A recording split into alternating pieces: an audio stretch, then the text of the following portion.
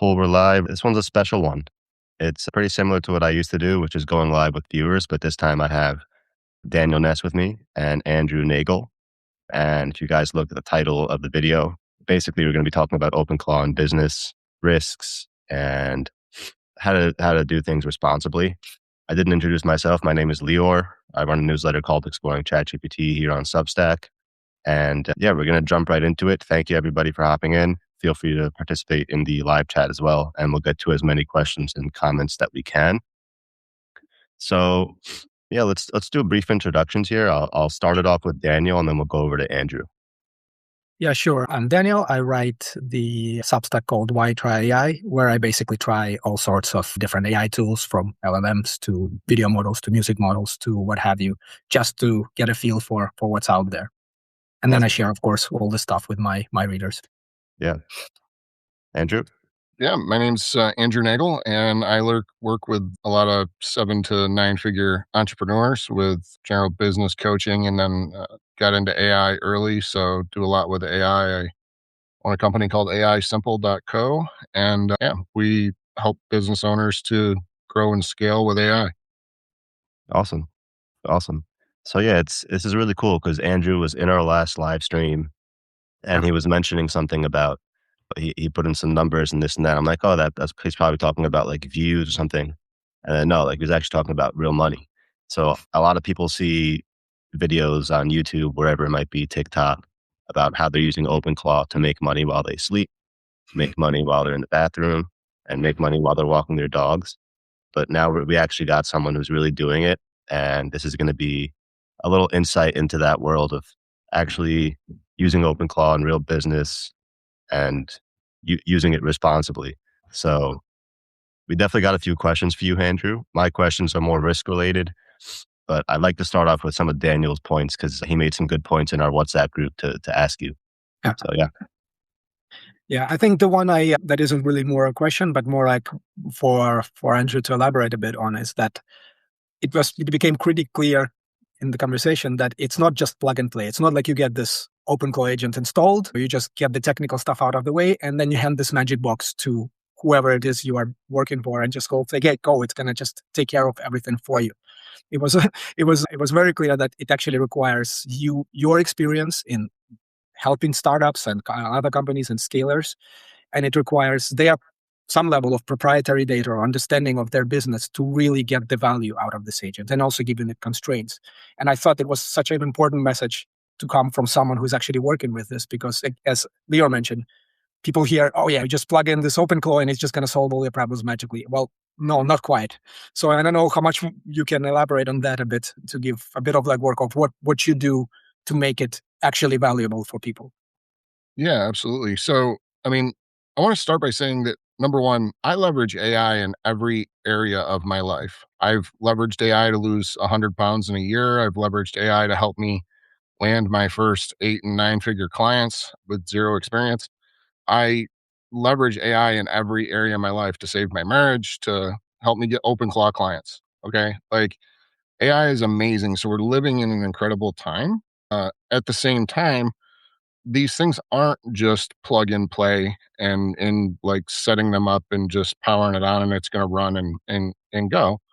And most of the time, the people that think that end up running into trouble, essentially. But I think it's really, really powerful. Like, we have access to infinite knowledge. Info is no longer gated, really. It's as much knowledge as you want, you can find on the internet now with AI and Perplexity and things like that. So do some research, actually educate yourself about it and what you can do with it. And once you get everything set up, probably the biggest thing that I see people, the biggest mistake that I see people make is overwhelming the AI with everything all at once. So they want to give it every single skill that's in the library, and they want to give it every prompt in the library, and they want to try to have it take over everything in their life. They feed it 100 tasks all at once, and they're like, all right. And of course, AI is confident and AI wants to please you. So it's gonna be like, yeah, I can do everything for you, no problem. And then you're very quickly met with disappointment a few hours later when you come back to check in on it. So Right. So before I ask you about any of the risks and Daniel asked you anything more about the structure, I think people are really interested to hear about the numbers. So I'd like to hear like how you find these businesses, how you started, how you charge these companies for your services, and how you stay in the loop with them instead of just hopping on OpenClaw, setting it up for them, and then leaving. So I'd like to get into that if you don't mind, Andrew. Absolutely. So, number one, I'm just a regular guy. I have been homeless twice in my life. 12 years ago, I was poor as crap and asked my wife to marry me with zero money and zero ring and just promised her that it wouldn't be like that forever. And so, in terms of like being able to figure out how to get clients and how to do all of this and everything, it's all been about relationship building. And I think the biggest turning point for me was really a few years ago where I decided that number one, I'd come out of voice AI essentially very money hungry and very commission breath. And every conversation I had, I was trying to slam people into products, and it was all about closing people. And I picked up sales, so I was pretty good at it, but it felt so manipulative to take people into the valley of despair and back out and your product's the only product and all that. But what I ended up realizing in all of that was providing value to people first and taking a value first approach was really what ended up bringing me out of that. So I ended up starting to just watch and look for people that had problems and then offered to solve those problems. And then I realized that offering to solve problems for people made me just like everybody else. Because if you've ever opened up your messenger on Facebook or Substack messages or whatever, there's always somebody in there that'll say, "Oh yeah, I'll help you with that thing. I'll do that thing for you for free," or whatever. But very rarely does somebody actually put the result in your inbox. And that was what I started doing. I found creators or influencers in my case, it was Onyx and Gall was somebody that I'd always looked up to as a marketer, being super into marketing and copywriting and everything. Well, I ended up finding Onyx. He was posting about a problem with AI and the voice AI. And instead of offering to solve it for him, I just solved it and then I sent him the entire solution. And it was funny because when he first opened it up, he was like, "Whoa, whoa, whoa! It looks like you sent me over a proposal and everything. I just want to let you know, like, I'm not ready to spend any money on this thing yet." And then you see like the three dots inside the chat, and and then he's like, "Oh wait, oh shit!" It's like, "Oh, you just gave me everything," and I literally had I he was looking to do like an AI voice coach, and I had gone and tested it. I had given him the entire system prompt, the prompt he needed to set it all up, like beginning days of voice AI. This was like 3 pages of prompting. It was a whole lot of like work that had gone into it, but I had been working on it for a long time. So for me, it was just like make a few tweaks and then send it over to him. But to him, there was a lot of work that had gone into that. And instead of trying to sell it to him, I just gave it to him. And ultimately, he was like, "Well, this is my like this is a pet project." And this is probably one of the biggest things that I found is the problem that people complain about is almost never the real problem. And so solving that problem for them for free isn't really a big deal because the real money is in the deeper problem that they have that they'll hire you for when they trust. And so yeah, that was one of the biggest things for me. It was like just leading with value first and solving a problem and giving it to them rather than promising to do something like everybody else was. Awesome. To this Awesome. day, that's still the same thing I do. I've worked with a lot of 8 and 9-figure entrepreneurs and a lot of names that you would know, a lot of people that I looked up to for years, and every time I've landed by problems for them and then just giving it to them, and then ultimately they reach out to me usually. Awesome.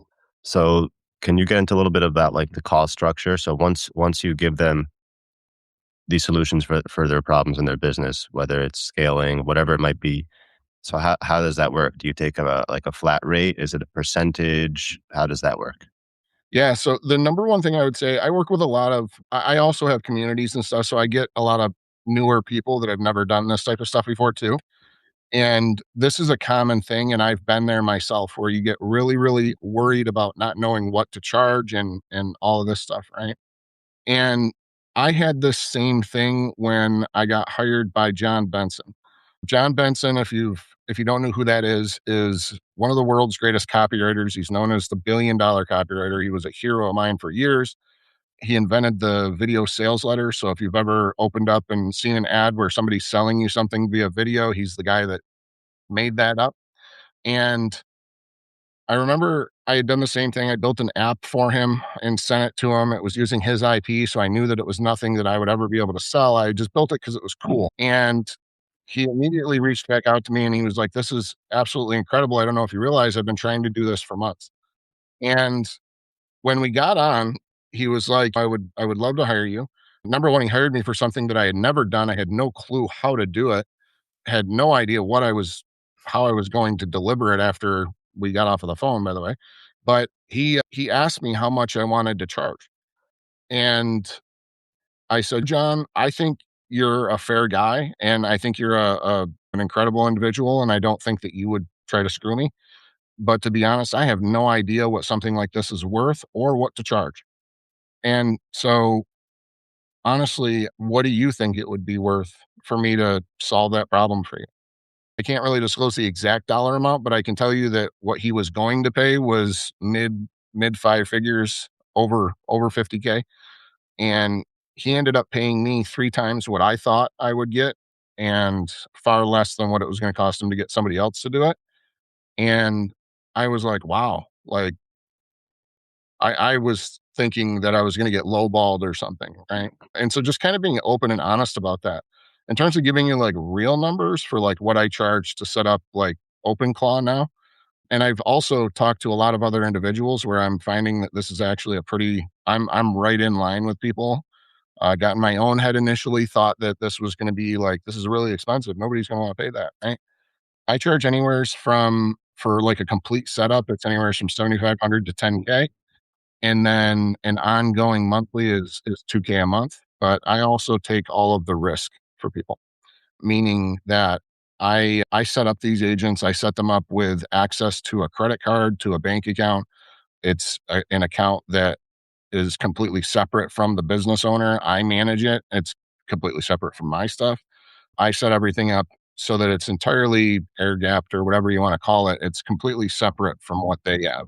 Yeah, it's like a And sandbox so environment, basically. yeah, exactly. Sandbox part. And that's the other thing, guys. I'm not like some super technical whiz guy that I learn all of this stuff along with everybody else. I've just been fortunate enough to have been at the forefront of all of it and been early to the game of like experimenting with stuff, diving in and trying it. So Awesome. It's pretty cool. Before we get into risks and everything, Daniel, do you have anything to add or anything to ask Yeah, about I this? mean, now that we're still talking on we're still on the business aspects of it, like, and to bridge it from what I said, that it's not enough to just have this generic black box doing stuff for you. In your experience, how much, like, I don't know if it's internal or proprietary data, or how much like context from the individual do you need to feed this model for it to become useful? Or is it more the framework you give it with and the constraints you give it? Like, can you put up some words on that? yeah, absolutely. So this is funny and honestly something that even myself, I was super like hell bent on giving the agent everything that it needed. I thought that the AI needed access to everything. So I've been kind of creating a world of text for myself for months now where everything, right? You guys saw it the other day. Like I record everything. I have transcripts of everything. I built software that brings all of the transcripts from everywhere all together and makes it easy to access with an AI. I even up until last night talking with another creator that actually does this stuff had felt that I needed to give access to the agent to all of my memories and all of these things. And at the end of the day, the reality is you actually don't need as much as you think. Even when you go to do a task, it's like, do all of your memories from childhood, do what you have done in the past and all your history, does how to mow the lawn and all of the skills that it takes to mow the lawn have anything to do with shoveling the driveway, right? And when you think about it like that, and you think about it like it's an actual employee, you think, well, why would I give it a lawnmower and instructions on how to mow a lawn if all I'm going to do is have it shovel my driveway, right? But people don't think about that when they're thinking about the AI. They're thinking about, let me give it every tool I can, right?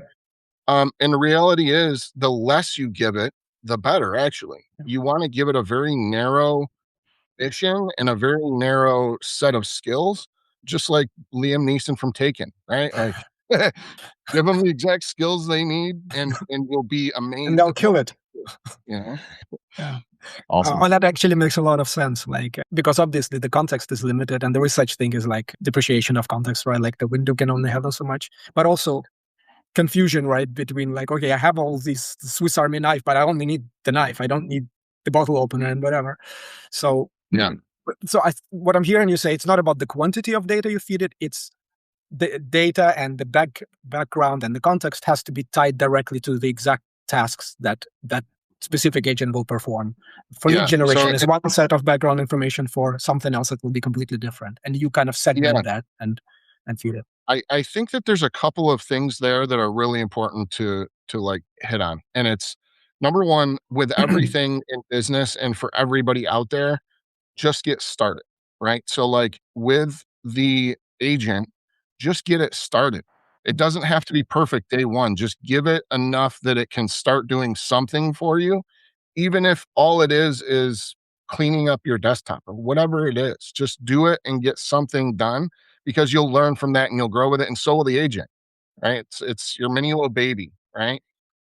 So that's number one. And then the other thing that I think is super important is like recognizing that no matter what happens, like this is going to be a learning experience, and allowing that to stack up and become better and better over time, right? So give it enough context to start, give it a basic couple of skills to start, and then see what you need from there versus trying to just overload everything all at once.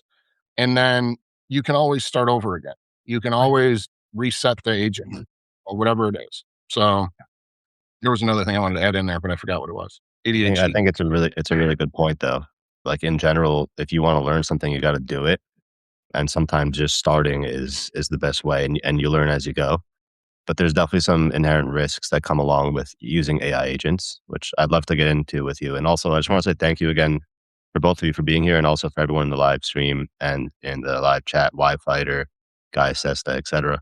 We'll get into all questions and things like that towards the end. But I think on your previous point about how you don't need to give it everything, I think this actually ties in really well to this question that I have for you, which is basically tool permission, right? So the more tools that you give it, the more access you give it, the more dangerous it can become, right? Which is why it's probably a really good point, like you said, to just, especially if you're just starting off with it, just give it one small task. Don't get too crazy with it and learn as you go before you try to scale it like Andrew has done here, because you need to learn a lot about the structure and how to use it responsibly. So basically, the more tools you give it, the more possible surface damage, right? I mean, Yeah. it can delete files, it can leak private data, it can execute transactions that you didn't want. Like for it was funny in one of our live streams, me and Daniel, we talked about like how it could buy you a yacht, and so basically, it's almost like you let's say you have an assistant or a junior engineer if you're working in tech, and you just say, "Here's everything, go." Right? You wouldn't do Yeah. that with an assistant or a junior engineer, so why would you do it with an agent? So I'd like to touch on that a little bit in terms of tool permission. And let's say, like, when you're working with one of these businesses, what are, like, if you could say, like, a handful, three, four, five items that you give a permission to without spreading it too thin? Yeah, for sure. So number one, I have ADHD, and I'm a very high risk individual. I've done extreme sports my whole life. I've always done and looked at risk as a challenge more than anything. And so I'm the guy that would typically go in and say, "Oh yeah, I want to give it every permission under the sun, and I want to give it everything under the sun." And I have, and I do on occasion. But I think that what's super super important is that you understand the risk of doing that, right? Like, look, you're an adult. You can do what you wish to do. And I think doing is super important. Now, doing for a client is totally different. So like if I am going in and doing something, I may have a fully open API key hooked up to something that has every permission under the sun. I know that the risk of doing that is that it's going to run like crazy and I'm going to lose a whole lot of money doing that. Like, are you okay with that risk? Because it's very real that that can happen. Same thing with just open permissions to be able to delete and do anything. The bypass, dangerously, what is it? Dangerously pass. Yeah, bypass permission, I think it's called Yeah, something. exactly. Or something like that. So I have it saved in my clipboard. I use it all the time. But know that like when you come back and you're like, it deleted everything. I had this happened to one of my students. He was like, we were working on a project and things were going great. And then it deleted a bunch of stuff. I don't know what happened or where it went. How do I get it back? Well, Do you you have a get help backup? back, It's ask it to remember it, go back through and like we can trace back through the whole conversation and try to gain back the context of what some of that stuff was. But at the end of the day, like if it's gone, it's gone. And if you don't have a backup, it's there. So the risk is very real. Like you want to be as narrow with that stuff as possible. I'm not the super conservative individual that's like, I just want to give it one permission. But like you have to know. And so it's even as that very risk averse individual or whatever you want to call it, like I know that when I go in and work with businesses that I have to look at what are the exact permissions that this agent really needs. What do I strip down and remove? And how do I make sure that their stuff is safe? Because that's ultimately when people hear how much I charge, and honestly, I'm at the low end of what some people are charging for this stuff. It's like, that seems like a lot of money. Well, they're not paying me to set up OpenClaw. You can go and set up OpenClaw for like $10 in a hosting account or something. And it's like $7. It's ridiculous. They're paying me for the expertise of knowing how and when and what to do and how to do it and to achieve a result. So that's what's super important is like what are the exact things that are required to achieve the result, not let me just give it everything, right? Yeah. I hope that answers your question, Leor. Yeah. I know it's a little bit like maybe not the answer that you expected, but like No. I love this dichotomy too of like you are a very conservative individual. You are very like I don't want to just give it free reign, right? And I'm more like experimental guy. Like my kids get responsibility till they prove they can't have it, right? And so it's like I don't want them going and jumping off of bridges yet, but like I used to, so I didn't die. I love my kids. They're like, "Yeah, Dad, like you're not the responsible one. That's mom." It's like, look, you may say what you want, but like you're still here. Okay. Like there's a lot to be said for that. Look at your same thing with business like that. Like obviously don't just give this thing free reign to the keys of your whole kingdom. But if you set this thing up on its own computer and you set it up right, this is probably the biggest thing that I would recommend for everybody is when you approach it, look at it like a real human. Okay. Like treat this thing like you would hiring an individual. You're not going to hire a human and bring them into your business, give them every password, access to your company computer, and just say, here you go, free reign. And by the way, here's the keys to my Lambo. Have fun at lunch. Okay. Like you don't do that. Why would you do that with an AI agent who's 10 times more intelligent than the VA you were going to hire, probably? But at the same time, like, feel free to experiment, right? Which is why I set this stuff up separate. So I use Mercury for my banking that allows me to be able to create like cards that are set up that have limits on them that I can freeze at any point in time. I've also used a product called Privacy for the same reason. Like you can create individual cards. I've used like Fast Mail that allows you to have like throwaway email addresses, stuff like that, where if you're going to go in, give this individual an identity. Mine's called Soren Vale. He has my same birthday. That's how I set everything up so that I know that like I'm never going to forget the birthday, but at the same time, it's separate from me. And then all of the accounts are set up under that individual. He has his own phone. Here's his phone. It's separate from my phone. Okay. It's like all of this stuff is kept separate, but that then allows me to let him play. Right. One of the things I love is one of my friends, they have their agent literally on their heartbeat, like, go out and discover who you are. Figure out who you want to be and what you want to do. And I think that's so cool. Like, I wish I had time to do that with an agent, but oh, sorry, guys. But like, he literally has it go out and just like surf the internet, figure out what you love, what you want to do. And it's like Live a little. getting into cars and stuff. And it's really quite incredible. But that's the thing is like, he knows the risks of doing that too. It could get into the dark web and weird addictions of some sort. But it's I think like anything, the what you feed it, what you give it, and the intention that you have is going to come out in the end, right? So yeah, like set up a computer, sandbox it to an extent, and then let it loose and see what happens, right? Like if you give it $100 on a card, you're not going to lose more than $100. Just don't give it your actual credit card number, and you'll be fine. Yeah, good point. Yeah, Daniel, you have anything to add there?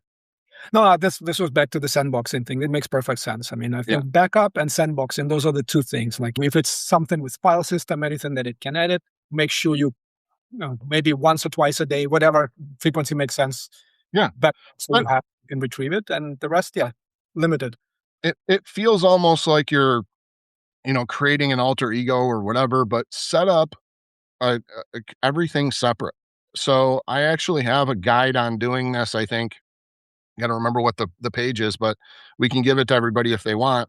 No, there's no gate or anything like that, but it's basically the guide that I give to setting up the actual employee where you go out. I use Tello because I can get a phone number for $6 a month with unlimited like texting and everything. So I set up a separate phone number and then I set everything up from the phone for email and all of that stuff where it has its own email address. I give it a company email address that's separate.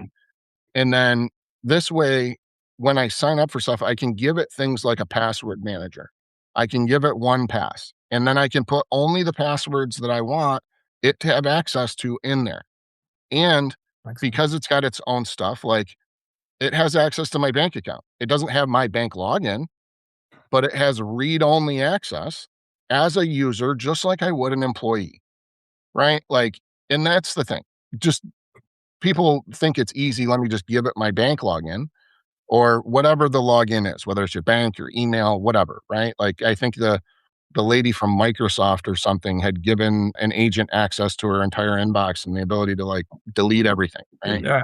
Once it's gone, it's gone. Like be intelligent with what you're going to give it or be okay with the risks, right? That's the choice. Makes sense. Yeah. Yeah. So it sounds like the main point you're making here is to have a degree of separation between you and the agent, whether that's giving it its own phone, its own bank account, its own phone number, its own email. So I think I'll give you an example of how I was intending to use it before I didn't. So obviously we started a YouTube channel about like a month ago. And one of the things on YouTube that's so important is there's a couple things, but everybody knows thumbnails, titles, things like that.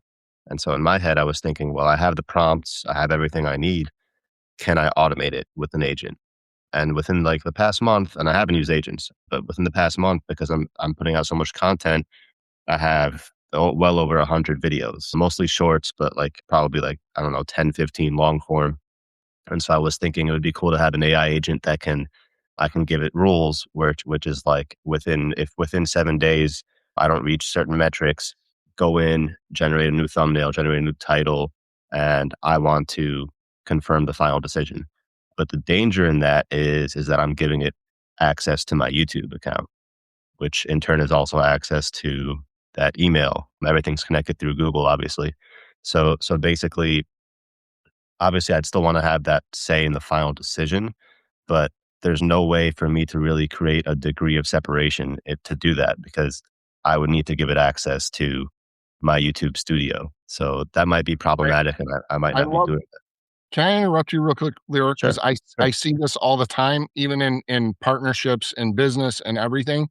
And this is one of my core things because what I heard you say is I can't do X because it needs this, or the only way that I can do it is this. And right. So the only way that it can do X, Y, and Z is if I give it access to this account.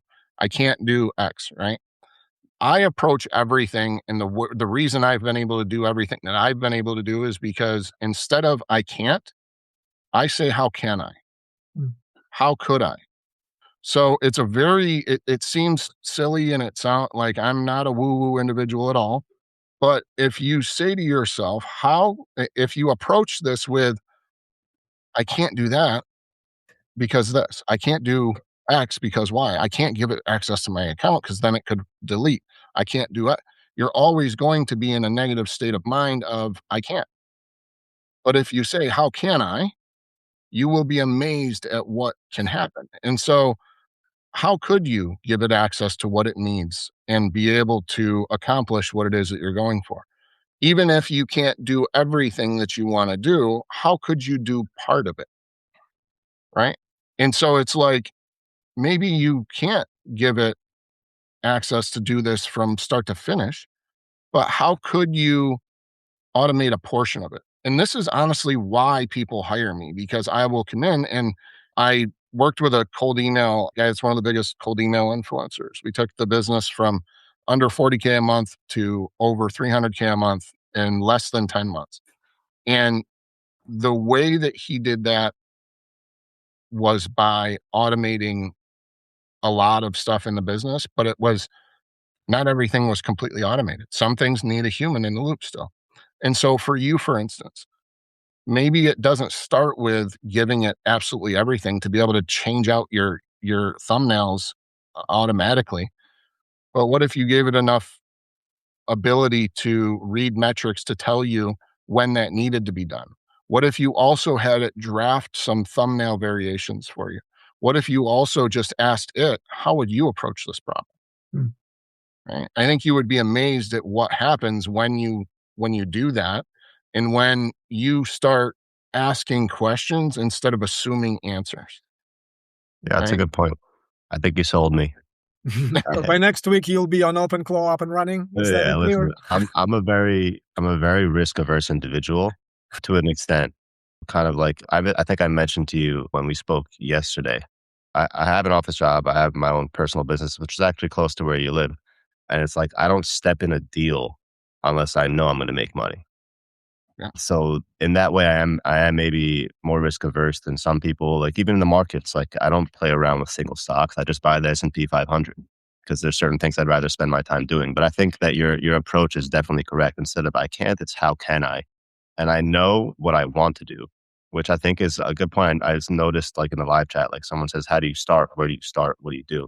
I think not everybody has this like a platform, let's say like I do or like Daniel does, where like you actually have real use cases that you already know to actually, if you don't have a business, if you're not running a Substack or whatever it might be, like you can actually use AI to help you come up with ideas too. And I do that all the time. So like, it's an incredible idea generator. So I will say like back to that topic, I'll tell you what I was concerned about. When you put yourself out to the public, right? You're risking if you automate any part of that process. Because in terms of what I wanted to automate, what I mentioned, I want the final decision to be mine. So No problem. I would love it to I would love to give it certain metrics and certain timeframes and say, okay, now thumbnail, title, and then let me see it, and then I okay it. That would be awesome, right? So in my head, the risk averse side of me was like, well, I'm posting content publicly, and also if something gets deleted off YouTube, it gets deleted permanently. So any views, anything that could have built up on a certain video could just be gone permanently. And also obviously like posting private I information. can't hear you at all, by the way, Leor, if you're still talking. I'm sorry. It just Oh, completely okay. cut out for me. Can you hear me, Daniel? I can hear you. I'm not sure if it's on Andrew's side or Okay. hopefully.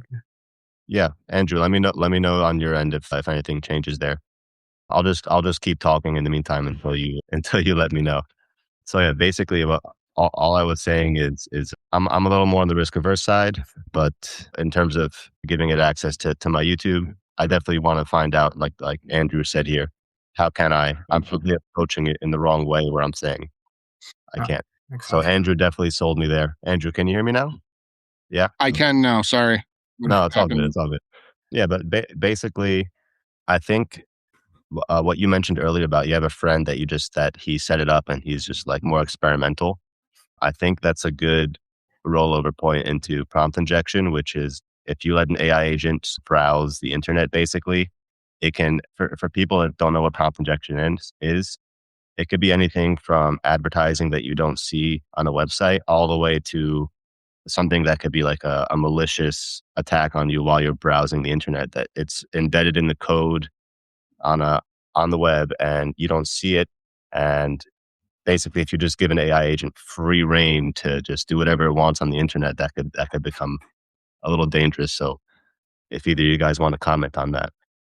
Yeah, I mean, in theory, it can tell the agent to take whatever action it has the tools and access to. It can say, "Hey, go delete Leor's entire YouTube or post some racist stuff on his YouTube, whatever, or just give me his passwords to his accounts and transfer their accounts to me."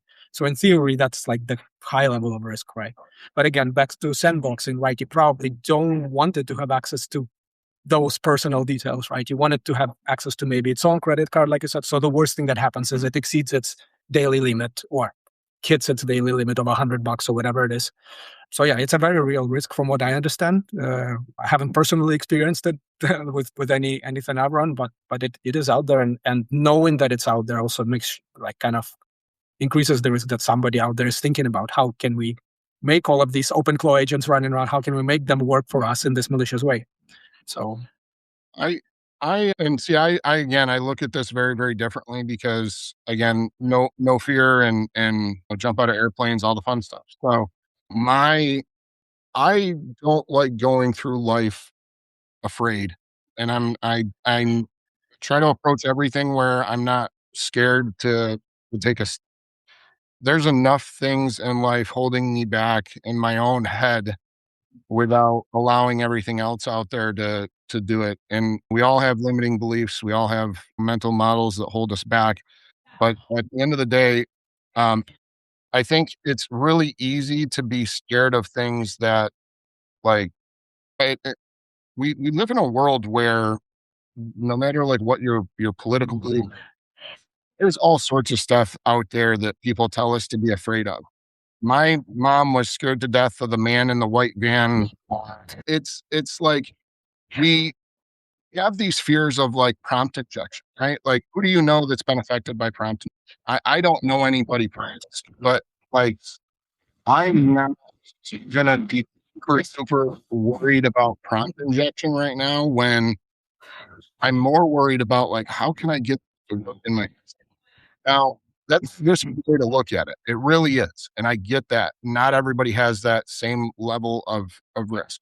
But take a step back and if you set this up the right way, which is I think what the moral of the story is more than anything, is sandboxing and keeping things separated, right? What's the worst that could happen, right? So I think like when you set this up, get started, just do it. And like if you don't, number one, I wouldn't necessarily recommend setting it up on your own personal computer. But if you don't have anything on there that you care about, what's the worst that could happen? If you grab another computer or go out and buy a Mac or whatever, if you don't have the ability to do that, find one on Facebook Marketplace that's old as crap and whatever. Like put a little bit of money into it. But like the thing is set it up separate. Give it its own separate email account and all that stuff. And then what's the worst that could happen? Right? Like same thing with YouTube. If all you did was give it view only metrics to like your YouTube analytics or whatever, and we could figure that out. We could figure out how to give it the right stuff, the APIs, whatever. You'll have AI help us. But like if all you did was give it the numbers, what's the worst that could happen? You didn't give it a credit card. You didn't give it your password. You didn't give it. What's the like? What prompt injection is going to What's it gonna do? Tell everybody the numbers of your how many Yeah. subscribers and views you get, right? I think we're on the same page here as well. Is that like you always want to look at the worst possible scenario, and if you're okay with it, then go run. Like if you can absorb that critical loss, and if not, how can you sandbox it so that the ceiling is lower, and then you can unleash it, right? I want to. This is funny because I'm gonna tell you guys I'm gonna try and keep it a really short story. We were in Florida on vacation and we went to jet skis and take jet skis around, and there were dolphins all over the place. So we were able to actually ride the jet skis and then like have dolphins right near us, which was a dream for my wife, my kids, everything. I had my oldest daughter, Ariana, on the back of the jet ski with me. My other daughter, who's very much like Leor and very, very reserved and worried about everything. We had everything separated, right? My wife is the reserved one with the daughter that's very, very reserved, that's like telling dad not to speed, telling dad not to do this. My other daughter is the one that's usually a little more risky, right? She's my first child. And we were on the back, and I was going fast and doing tight curves and stuff like that. She's like, "No, dad, don't. No, dad, don't." Blah blah blah blah blah. Yeah, and we're gonna fall off. We're gonna whatever, right? And sure enough, she did fall off, and she was all sorts of upset, and she was crying. And I got her back up on the jet ski, and I felt like a total piece of crap because, of course, she did fall off. And the thing that I was like, never going to happen, it happened. Like it all. It's like Leo. Like now I'm going to get prompt injected tomorrow because Leor talked about this, and I said it wasn't a big deal, right? So, so she gets back on the jet ski, and she was like, "I told you, Dad. I told you. I told you. I told you." And I said, "Look," I said, "you can either look at this and you can tell everybody that we were screwing around and you fell off and you almost drowned and all this other nonsense, or you can tell the world that you just swam with the effing dolphins because you really did. Because the dolphin was 5 feet away from you while you were going, ah, right?" So, like, the mindset of looking at it through the right lens is important. Right? Mm. So, like, yeah, she fell off and like I had to get her. I was worried to death that like she's bobbing along, like she got a life jacket on, thankfully, but that could have been a very, very bad situation. Could have gone really, really bad. It didn't. And at the end of the day, like, how am I going to look at that? And how is she going to look at that? Right? Like, she's able to tell people that she swam with the dolphins, right? Like, because that's the view to look at it through. Not like, so with this, like get get the AI agent up and started. Like have your moment of like automating something. It doesn't and look, my wife is also again, my wife is not like super into AI and all that stuff like you would expect, but I gave her access to my agent. And then I'm pretty sure they're having an affair. She talks to him more than she talks to me. But funny enough, like my wife actually thought that I forgot her birthday. And she tried to have my agent, she tried to prompt inject my agent. She told my AI that he should make me feel bad for forgetting her birthday. And his response to her was something along the lines of like, "I'm sorry, but I'm not comfortable doing that. I don't want to get in the middle of your relationship." And number one, I didn't forget her birthday. She was asleep when I came downstairs and I had calls I had to be on. But at any rate, I am a good husband, promise. But at any rate, it's like the the thing is just start. So like she started having conversations with him and she was blown away at what he was able to do. She runs a photography business. She does newborn and maternity photography. She's very, very good at it. She's booked out months in advance, but there's a lot of things she could be doing to automate more of her business. As you can tell, I stay out of it because that's business and this is personal. So we have it separated. We have it sandboxed for that reason, right? Like I'm very different. But like now that she started to, she was like able to start automating more of the process of creating reels for her Instagram, of creating social media content. He's helped her with her website and with doing all of that stuff, with getting the copy on her website improved. And so it's like it's not running her whole business. But is it making her more efficient? Yes. And is it getting her more consistency? Yes.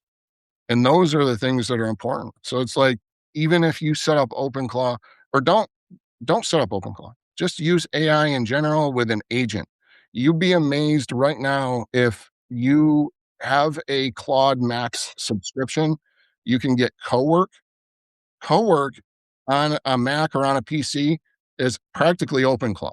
It literally has an incredible amount of ability to create skills, to create plugins, to do just about anything you want to give it access to do on your computer and in your life. That's the simplest, easiest way to get started. If you don't want to set up OpenClaw, just set up Cowork and go in and have a conversation with it. How could we automate just finding how many views I have? Like, how could we improve my YouTube channel without giving you free reign over everything? Ask questions, be curious, and just start asking, how can I, versus like assuming that you can't, right? Yes, I will say there's a really good points that you made there. And I like the example of the jet ski. And I want to touch on that as well. I think there's a difference between being fearful and being risk averse. But I also think that being too risk averse is very detrimental to anybody that wants to grow. I used to be a very private person. Even on my Substack, I wouldn't show my face. And then I realized I need to put a name to the face. I need to put myself out there. So I took that step and I jumped in the water. And I'm all about screw dipping your toe in the lake, just jump in, right? And that's the way I've been doing so many things. But I'm also aware of the fact that there's a lot of things I don't understand. And like, for example, I shout this guy out on almost all my live streams because I do weeklies with him as well. His name is Chris, and he runs a Substack called Toxec, Toxsec. He's an ex-NSA guy and just super knowledgeable cybersecurity guy. And I mean, most of the stuff he said, I truly didn't understand. I'll just be honest about it, which is why also, like, because I don't understand it, I feel like I need to do a little more research on my own. And I think that's why this conversation is so important, because Andrew here learned how to structure it and how to, and basically he built this thing from scratch in a way where when he started, he knew a limited amount and now he knows so much more. So I think in the example of the jet ski and prop injection, for example, the issue with that is when you're on the jet ski, that the danger is you're going to fall in the water, right? And honestly, I don't like the beach. I don't like the water. I don't know what's in there. So I'm similar to your daughter in that sense. But yeah, it's cool to swim with the dolphins. But the issue, the issue with the comparison is that a lot of people don't know about prompt injection. Even I don't fully understand it. And it's not like a danger that you can see. It's a danger that you can't see. So I think that's the main difference there. And yeah, basically, yeah, we're almost at like an hour here, and I got to go to work soon. So I think if you guys don't mind, I'll go through a couple of these chats. Thank you, everybody, again. And maybe we'll answer 2 or 3 questions, and then we'll wrap it up here. So let's see. Big thanks to Y-Fighter. He's been really active in the chat. He was relating to you, Andrew, and the fact that you said that you used to be homeless. He said he used to be homeless as well. So it's cool to see people take themselves out of that situation, throw on the boots and tighten them up and tighten the bootstraps. So let's see. Guy Sestas says, actually I did a live stream with Guy and going live with viewers. He says, whenever you have time to answer related to AI, we have a generation drowning in information and starving for wisdom. What are the 3 skills principles people need to adapt it now in AI or to adopt? There's so many it can be overwhelming for the average user. Question is for both guest speakers. So if you guys want to touch on that. Yeah. I actually have, I think I've mentioned it on one of our chats before, and one of them is to make things easy, take an inside out approach, because if you're going to be just looking at everything that's out there and all of those solutions that are looking for problems, you will be overwhelmed because you're like, oh, I can try this, I can try that. There's a voice model, there's OpenClaw. Let's stop and start with yourself and be like, what problem do I need to solve in my life? Whether it's business, whether it's personal, whether it's marriage, whatever. What and can I try to see if AI can solve it? And the only way you will answer that is by just trying it. Go to whatever, if it's ChatGPT or OpenClaw, whatever you feel comfortable with, and say, here's my problem. What do you recommend, or what can you practically do for me? See what happens. Maybe the answer is, oh, it's not quite there yet. Or maybe the answer is going to surprise you and wow it, like Andrew's wife in this case. And you'll be like, oh, wow, this is amazing. And the second more practical thing I always do now, I've written about it maybe like 3 years ago, but it still stands true, is every time you give a request to a large language model or an agent, actually, instead of just trying to formulate it perfectly from the ground up, just start it, give the request, and then ask it to interview you about it. Like you say, like, here's what I need done. Ask me any clarifying questions that you need to help me do this better. And sometimes just those questions make you go, oh yeah, that's right. I didn't think about A, B, and C. Here are the answers. And now you get a much more tailored response. So those are two things that I think will get you from 0 to 80% very quickly. And then from there, just take it and learn, as Andrew mentioned. Yeah. Yeah, and I'll piggyback off of that, saying that I think ultimately what it comes down to is, one, be curious, right? So be curious. Two, ask questions, right? So one of the most powerful things that I have done prompt wise is actually just ask the AI, what am I not thinking about? What haven't I asked you that I should? Okay. And also, like, just pick one thing. I started out by telling you guys, my wife and I have always communicated via text message because I get loud and excited, and I naturally swear, like I cuss like a sailor. My wife takes that as if I'm swearing at her versus just swearing in general. And so instead of having that face-to-face conversation, we worked through it. And our whole marriage, we've talked via text if we needed something or if we were needed to disagree on something. We've gotten a lot better about working on that. But when I say AI saved my marriage, I'm not joking. Like JI, like going in and saying and not blaming other people, but looking at it from the inside of, like, what can I do? What am I like? How can I communicate better? How can I do something better? What am I not doing, or what am I doing that's causing this, right? How can I communicate better with my wife?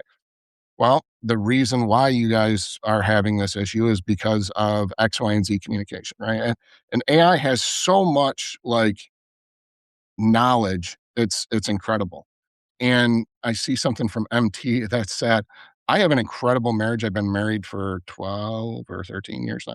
And we are very, very close. My wife is my best friend. When I say, like, we do via text, like, there is no love lost. And I actually, like, as a result of that, was able to do an incredible slideshow for my wife for our anniversary that AI was able to help me put together, because it was able to pull all of our text history and show how we've grown over time from pointing fingers and placing blame to assuming responsibility and asking questions and growing as people and individuals. So there's positive to everything. I look at everything from a positive lens. I always look at what's the positive in it. And again, just, like, ask questions, be curious. You can be amazed at what AI can do for you if you just start asking, how can I? If you just ask questions, and if you just get curious. Do one thing, right? Like, what's something that you have been trying to figure out, or that you have wanted to do and you couldn't? What is any problem in your life right now? And don't take don't take no for an answer, don't take I can't. These are all things that, like, it's just a matter It's of, 9 o'clock. if you get an initial no, or if you get an initial answer that you don't like, continue to have a conversation. Start a new one if you want. If you got a no and you didn't like it, ask the question different. Yeah. So Yeah. hopefully that helps some people. That's my biggest thing. It's just, like, go out and do something, try something. I think, yeah, I would love to continue the conversation and keep going on this. Unfortunately, I do kind of have to wrap up. There's a bunch more chats here. And I want to say also, during the conversation, if there's any background noise, I apologize. I got a 2-year-old upstairs.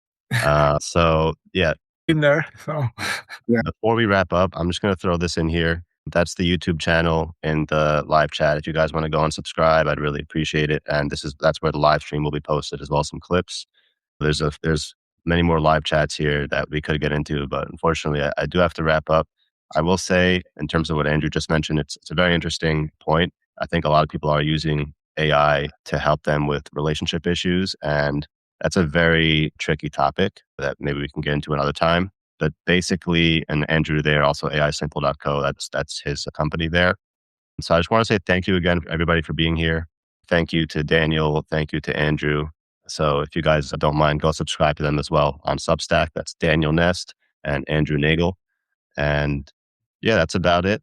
Unfortunately, I have to wrap up here. So Yeah. it was a great conversation. I really appreciate it, guys. And yeah, subscribe on YouTube there. Subscribe to Andrew. Subscribe to Daniel. And everybody have a great day. Thank you. Thanks.